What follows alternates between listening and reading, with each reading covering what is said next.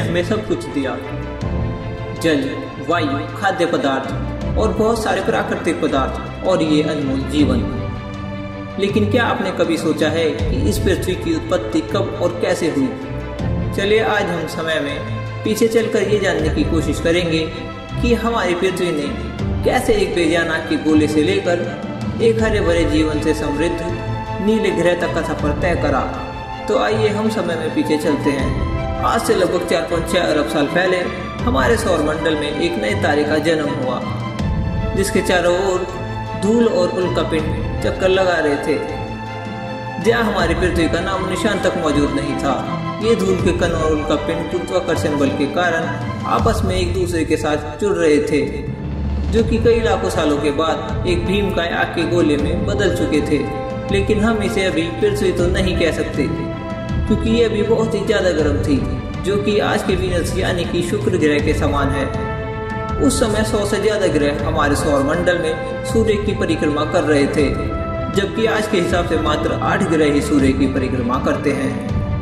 आज से लगभग 4.5 अरब साल पहले धरती की सतह पूरी तरह से खौलते लावा से ढकी हुई थी और हमारी धरती की सतह का औसत तापमान लगभग 1200 डिग्री सेल्सियस हुआ करता था और यहाँ ना ही ऑक्सीजन का नामो निशान हुआ करता था। वर्तमान समय में धरती का औसत तापमान 25 से 30 डिग्री सेल्सियस ही है। अगर उस समय धरती पर कुछ भी था तो था बस उबलती हुई चट्टानें, कार्बन डाइऑक्साइड, हाइड्रोजन, जल वाष्प और ऐसी बहुत सी चीजें। उस समय की धरती पर एक सेकंड भी जीना नामुमकिन था। उस समय धरती का नजारा किसी नर्क से कम नहीं था। इसके साथ ही हमारी धरती के पास मौजूद बहुत से उल्कापिंड भी इस पर बरसने लगे, जिसके कारण हमारी धरती की सतह पर कई किलोमीटर लंबी लावा की नदियों का निर्माण हुआ।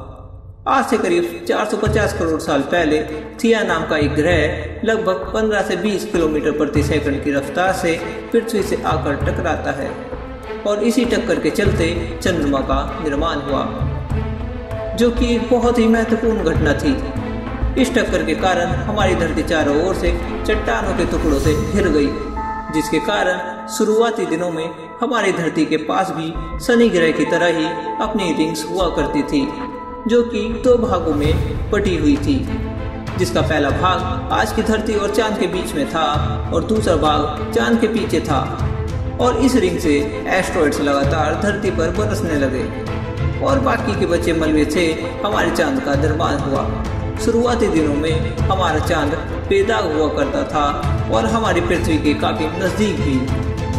फिर इसके लगभग 30 लाख साल के बाद हमारे सौरमंडल में मौजूद गैस जेंट अपने ऑर्बिट में बदलाव करने लगते हैं और इस बदलाव की वजह से सौरमंडल के एस्ट्रॉइड्स और कमेंट्स के बीच में एक ग्रेविटेशनल डेस्क बनता है, जो उन एस्ट्रॉइड्स और कमेंट्स को सौरमंडल के आंतरिक भाग में मौजूद पथरीले ग्रहों की ओर धकेल देता है। और यही वो समय था जब हमारे चांद को इन एस्ट्रॉइड्स की वजह से उसके जाने पहचाने राग मिलते हैं और इस अवधि को कहा जाता है द लेट हैवी बम्बार्डमेंट। हमारे समुद्रों में मौजूद नमक और पानी इन्हीं उल्कापिंड की देन है, जो कि लगातार 3 करोड़ साल तक ऐसे ही धरती पर गिरते रहे और अपने साथ धरती पर पानी भी लाते रहे और इसी वजह से धरती की सतह पर इतना सारा पानी इकट्ठा हो सका। इसके साथ ही धरती पर ज्वालामुखी के फटने का सिलसिला भी जारी था, जिसके कारण न सिर्फ लावा बल्कि बहुत सी हानिकारक गैस भी वातावरण में फैलने लगी। अब वातावरण में फैली कार्बन डाइऑक्साइड ने सूर्य की किरणों को सोखना शुरू कर दिया, जिससे धरती का तापमान बढ़ने लगा। बढ़ते तापमान के कारण समुद्रों के जल से बादलों का निर्माण हुआ और वातावरण में मौजूद कार्बन डाइऑक्साइड की उपस्थिति ने मिलकर अम्ल की वर्षा की, जिसको एसिड रेन बोलते हैं। बारिश के साथ आने वाली कार्बन डाइऑक्साइड को चट्टानों और पत्थरों ने सोख लिया। वातावरण में कार्बन डाइऑक्साइड कम हो जाने के कारण कुछ हजार सालों में तापमान घट गया और धरती स्नोबॉल यानी कि बर्फ का गोला बन गई। एक अनुमान के मुताबिक धरती लगभग 5 करोड़ साल तक इसी अवस्था में रही, पर समय के साथ साथ ये बर्फ पिघलने लगी और सूरज से आने वाली अल्ट्रावायलेट रेज के कारण एक केमिकल रिएक्शन शुरू हुआ, जिसके कारण धरती पर मौजूद पानी में हाइड्रोजन पेरोक्साइड बनने लगी और लगभग 270 करोड़ साल पहले ऑक्सीजन का निर्माण हुआ।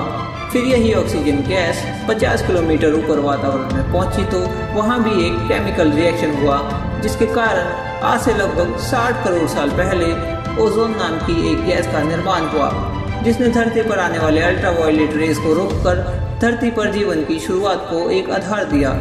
लगभग 15 करोड़ साल तक ओजोन गैस की ये परत काफी मोटी हो चुकी थी और इसके साथ ही पेड़ पौधे अस्तित्व में आए और फिर वातावरण में ऑक्सीजन की मात्रा धीरे धीरे बढ़ने लगी और धीरे धीरे एसिड रेन का असर भी खत्म होने लगा। साथ ही समुद्र में मौजूद पानी भी नीला होने लगा। आज से लगभग 23 करोड़ साल पहले डायनासोर धरती पर आए और उन्होंने लगभग 15 करोड़ साल तक इस धरती पर राज किया और उनके विनाश के बाद बारी आती है स्तनधारी जीवों की, जो आज तक धरती पर राज कर रहे हैं। आज से लगभग 2 लाख साल पहले ही हम इंसानों के पूर्वजों ने इस धरती पर कदम रखा और होमो सेपियंस, इंसान की वो जाति जिसमें हम सब आते हैं, इनका विकास 40,000 साल पहले ही हुआ था। उसके बाद जो दुनिया बनी उसे हम अपनी आंखों से देख रहे हैं, लेकिन धरती पर जीवन की उत्पत्ति कैसे हुई ये हम जानेंगे किसी और एपिसोड में। इस वीडियो में बस इतना ही। अगर वीडियो पसंद आया हो तो वीडियो को लाइक व शेयर करें और अगर अभी तक चैनल सब्सक्राइब नहीं किया है तो चैनल को सब्सक्राइब करके बेल आइकन को जरूर क्लिक करें। मिलते हैं ऐसे ही किसी वीडियो के साथ, तब तक के लिए जय हिंद जय भारत।